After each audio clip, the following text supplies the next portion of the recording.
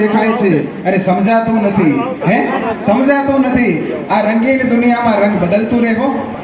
આ રંગીન દુનિયામાં રંગ બદલતું રહેવું કે રંગ વિનાનું રહેવું કાળામાંથી ધોળું કરવાની સ્કીમ ઘણી છે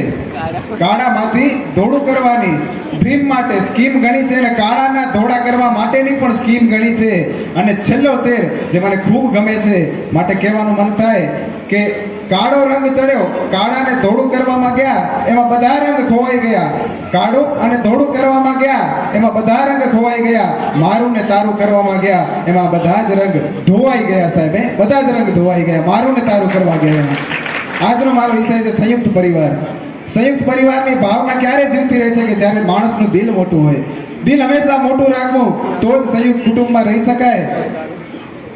દિલ હંમેશા મોટું રાખવું તો જ સંયુક્ત કુટુંબમાં રહી શકાય અને જે માણસનું દિલ મોટું નથી હોતું તે ક્યારે સંયુક્ત કુટુંબમાં ભાઈ સાથે બેન સાથે કે એના પપ્પા કે મમ્મી સાથે રહી નથી શકતા સાહેબ અને ક્યારે પણ કોઈનું દિલ ન તોડવું જોઈએ એકવાર જો દિલ તૂટી જાય ને તો એ મજા પાછી ફરીથી નથી આવતી સાહેબ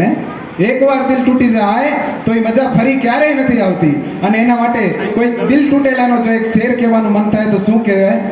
कि बागीचों में लिखा होता है फूल तोड़ना मना है बागीचों में लिखा होता है फूल तोड़ना मना है खेल में लिखा होता है रूल तोड़ना मना है अरे स्कूल में लिखा होता है उसूल तोड़ना मना है काश जिंदगी में भी लिखा होता कि दिल तोड़ना मना है जिंदगी में भी लिखा होता कि दिल तोड़ना मना है અને હવે એક એમ કહેવાય કે રામાયણનો પ્રસંગ કહેતા યાદ આવે કે રામાયણમાં જ્યારે સેતુબંધ બનાવવાનો પ્રસંગ આવે છે રામની એમ કહેવાય કે 18 પદમની બાંદર સેના છે અને સામે રાવણના સીતામાને લેવા જવાના છે લંકામાં અને ત્યારે એક જ એવો જણો કે જે 18 પદમની એની સંખ્યા કેટલી થાય મિત્રો લાખો કરોડોમાં થાય 18 પદમની એટલે પણ એ બધા જ એમ કહેવાય કે એક અંગતના સહારે અંગત કે આમ કરવું છે અંગત કે તેમ કરવું છે તો હામાં હા જ હોય સાહેબ આ આપણે પરિવારમાં અપનાવવાની વાત છે જ્યારે કોઈક વડીલ માણસ આપણા પરિવારમાં કાંઈક સારું પરિવારના સારા માટે કંઈક ઈચ્છતો હોય ત્યારે જો પરિવાર એકમત થાય તો હંમેશા એ પરિવારની પ્રગતિ થાય છે અને ક્યારે જુદા થવાનો વારો નથી આવતો સાહેબ ક્યારેય જુદા થવાનો વારો નથી આવતો અને હંમેશા એક વાત યાદ રાખવી કે જે વ્યક્તિ ઘરના કેસને કોર્ટ સુધી લઈ જાય એને વકીલ કહેવાય જે વ્યક્તિ ઘરના કેસને કોર્ટ સુધી લઈ જાય એને વકીલ કહેવાય અને ઘરની વાત ઘરમાં રાખે એને વડીલ કહેવાય જે વ્યક્તિ ઘરની વાત ઘરમાં રાખે એને વડીલ કહેવાય છે હમણાં મેં થોડા સમય પહેલા એક ઇન્સ્પેક્ટરનો એમ કહેવાય કે ઇન્ટરવ્યુ જોયો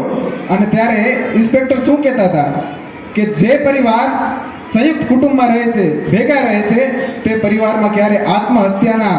પ્રસંગ ક્યારે બનતા નથી સર આત્મહત્યાનો કોઈ કેસ એની જીવનમાં નથી જોયો કે જે સંયુક્ત કુટુંબમાં રહેતા હોય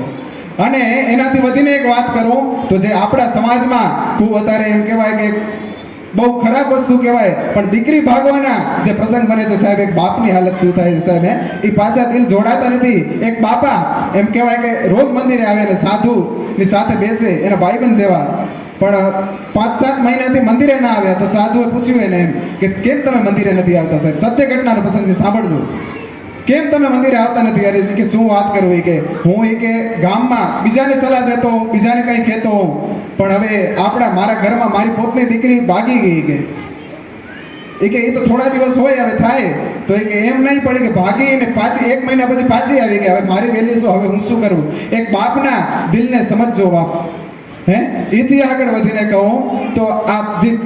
વડીલો બેઠા છે અહીંયા એના જીવનમાં કેવું હતું તો આજની નવી પેઢીને યાદ કરાવો કે સંયુક્ત કુટુંબ કેવું હતું એ ગામડા કેવા હતા તેદીના તો એ કહેવાનું મન થાય કે જ્યાં ધૂળ દેપા અને પાણા હતા